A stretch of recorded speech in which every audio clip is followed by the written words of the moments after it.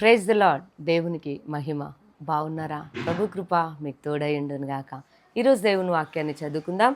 పేతురు రాసిన మొదటి పత్రిక 5వ అధ్యాయం 7వ వచనాన్ని చదువుతున్నా. ఆయన మిమ్మును గూర్చి చింతించుచున్నాడు గనుక మీ చింత యావత్తు ఆయన మీద వేయుడి. హల్లెలూయా. ఈరోజు నువ్వు చింతపడుతూ దేవుని వాక్యాన్ని వింటున్నావా? ఎక్కువగా ఆలోచిస్తున్నావేమో, చింతిస్తూ ఉన్నావేమో. ఎందుకంటే నీ కుటుంబ పరిస్థితిని బట్టి కొన్ని రకాల పరిస్థితులు నీ జీవితంలో ఎదురవ్వడంను బట్టి నువ్వు చింతిస్తూ ఉన్నావేమో. అది నీ ఉద్యోగం గురించి చింతిస్తున్నావేమో, నీ పిల్లల గురించి చింతిస్తున్నావా, నీ భవిష్యత్తు గురించి చింతిస్తున్నావా, రాబోతున్న డేస్ ఎలా ఉంటాయి, నెలలు ఎలా ఉంటాయి, సంవత్సరాలు ఎలా ఉంటాయని ప్రతిదాని గురించి కూడా నువ్వు చింతిస్తూ దిగులు పడుతూ ఆలోచిస్తూ ఉంటే దేవుడు ఈరోజు నీతో మాట్లాడుతున్నాడు. ఏంటో తెలుసా? ఇదిగో ఆయన మిమ్మును గూర్చి చింతించుచున్నాడంట. ఎంత గొప్ప దేవుడు అండి! దేవుడు నీ కొరకు చింతిస్తున్నాడు.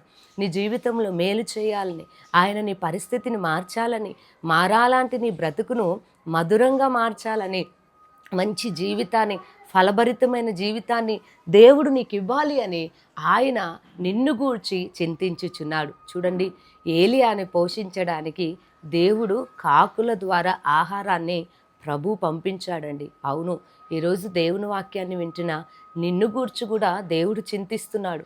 రేపటి దినముల గురించి చింతిస్తున్నావా? ఇదిగో అన్యజనులు చింతిస్తారంట. దేవుని ఎరుగని వారి చింతిస్తారు. ఏమి జరుగుతుందో, అసలు కార్యం జరుగుతాదో జరగదో, ఈ సమస్య పరిష్కరించబడతాదో పడదో అని అన్యులు ఆలోచిస్తారు.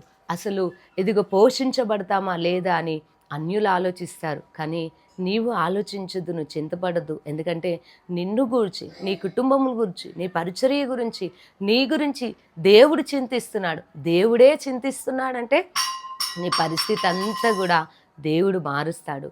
మంచి అంటే ఆయన యొక్క మేలైన కార్యాలు ఆయన నీ జీవితంలో ప్రభు జరిగిస్తాడు. కాబట్టి చింతపడుతూ ఆలోచిస్తూ కృంగిపోయి డిప్రెషన్లో ఉండకండి. మనుషులు కానీ, నీ తోబుట్టులు కానీ, బంధువులు కానీ, స్నేహితులు కానీ, నేను కన్న తల్లిదండ్రులు కూడా కొన్నిసార్లు నీ గురించి చింతించకపోవచ్చు.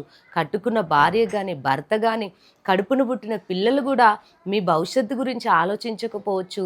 కానీ దేవుని వాక్యం ఏమని సెలవిస్తుందంటే ఆయన మిమ్మును గురించి చింతిస్తున్నాడు. అంటే నీ దుఃఖ దినములు, నీ కన్నీరు, నీ కలిగిన ప్రతి వేదన నుండి కూడా ఆయన నిన్ను విడిపించి తృప్తిపరిచి ఆయన నిన్ను బలపరచాలని ఆయన నీ గురించి చింతిస్తూ ఆలోచన చేస్తున్నాడు. గనక ఆలోచనకర్త అయిన దేవుని పైన సంపూర్ణంగా ఆధారపడి ఈ వాక్యాన్ని విశ్వసించు.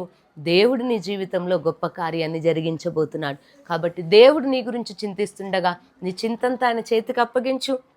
అది ఉద్యోగ సమస్య అయినా, ఇంకా ఏ సమస్య గురించి నువ్వు చింతిస్తున్నా ఈ ఉదయకాలంలో దేవునికి అప్పగించు. దేవుడే అద్భుతమైన కార్యాన్ని జరిగిస్తాడు. మీ కొరకు చిన్న ప్రార్థన చేస్తాను. సర్వశక్తి గల దేవా స్తోత్రం. అయ్యా, నీకు శతకోటి వందనాలు. అయ్యా, మీరు మా గురించి చింతిస్తున్నారు. నీ వాక్యం వింటున్న బిడ్డల గురించి చింతిస్తున్నారు.